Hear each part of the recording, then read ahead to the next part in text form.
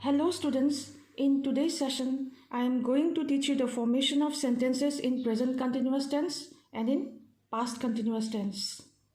আজি তোমালোকক present continuous tense আৰু past continuous tenseৰ বাক্যবোৰৰ গঠনৰ নিয়মবোৰ বুজাই দিম. Here sentences are divided into two parts. Some are in present continuous tense and some are in past continuous tense. Present continuous tenseৰ বাক্যবোৰ চাওঁ হা. Let's see, there is a subject here, plus to be verb in present tense, is, am, are, hoise helping verbs, ebur hodai present tense, plus verb 1 or main verb in present tense.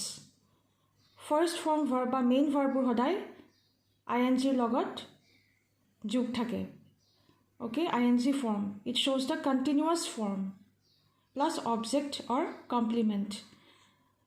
ইয়াত সদায় এটা কথা মনত ৰাখিবা আমি যেতিয়া present continuous tense বাক্য গঠন কৰো তেতিয়া আমাক লাগিব is am are helping verbs in present tense plus main verb plus ing. So ইয়াত is singing, is doing, are playing, am reading এনেকৈ আমি বাক্যবোৰ গঠন কৰিব লাগিব. Rita is singing a song. Rita এটা গান গাই আছে. কৈ থকাৰ সময়ত কিবা এটা কাম হৈ থকা বুজাইছে. এতিয়া মই তোমালোকক ইংলিছ গ্ৰামাৰ পঢ়াই আছো আৰু তোমালোকে পঢ়ি আছা. I am teaching you English grammar and you are learning English grammar.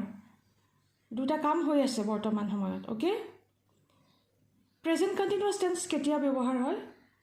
কোনো এটা কাম বৰ্তমান একেৰাহে চলি থকা বা হৈ থকা বুজাবলৈ প্ৰেজেন্ট কন্টিনিউয়াস টেন্স ব্যৱহাৰ কৰা হয়.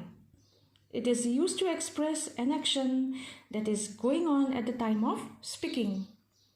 Yat kamtu kori ase, kori asu, kori asa bujai. Next, Ravi is doing a work. Ravi eta kam kori ase. Boys are playing chess. Lora bure chess kheli ase. I am reading a book. মই এখন কিতাপ পঢ়ি আছো. You are eating a cake. তুমি এটা cake খাই আছা. We are doing a work. আমি এটা কাম কৰি আছো. They are looking at us. তেওঁলোকে আমাৰ ফালে চাই আছে. He is teaching us. তেওঁ আমাক পঢ়াই আছে. She is cooking rice. তাই ভাত ৰান্ধি আছে. ইয়াত আমি ৰুল এটা ফলো কৰিব লাগিব. এটো হৈছে subject plus am, is, are plus main verb plus ing. ইয়াত সদায় আমি present tense থকা helping verbs ব্যৱহাৰ কৰিব লাগিব. এই তিনিটা am, is, are plus main verb plus ing. Okay, next, past continuous tense. Here we see a subject plus to be verbs in past tense, was, were. Egita hoise helping verbs in past tense plus verb 1 or main verb.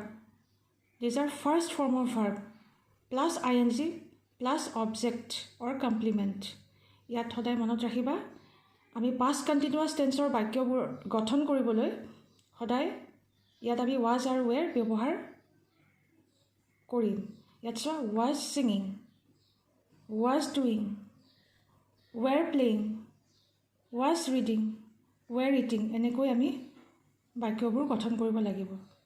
Rita was singing a song. Rita এটা গান গাই আছিল. ইয়াত কামটো কৰি আছিল বা কৰি আছিলো বুজাইছে. past continuous tense কেতিয়া ব্যৱহাৰ হয়? অতীতত কোনো এটা কাম একেৰাহে চলি থকা বুজালে past continuous tense ব্যৱহাৰ কৰা হয়. Next, Ravi was doing a work. Ravi এটা কাম কৰি আছিল. Boys were playing chess. ল'ৰাবোৰে চেছ খেলি আছিল. I was reading a book. মই এখন কিতাপ পঢ়ি আছিলো. You were eating a cake. তুমি এটা কেক খাই আছিলা. We were doing a work. আমি এটা কাম কৰি আছিলো. They were looking at us. তেওঁলোকে আমাৰ ফালে চাই আছিল. He was teaching us. তেওঁ আমাক শিকাই আছিল. She was cooking rice. তাই ভাত ৰান্ধি আছিল.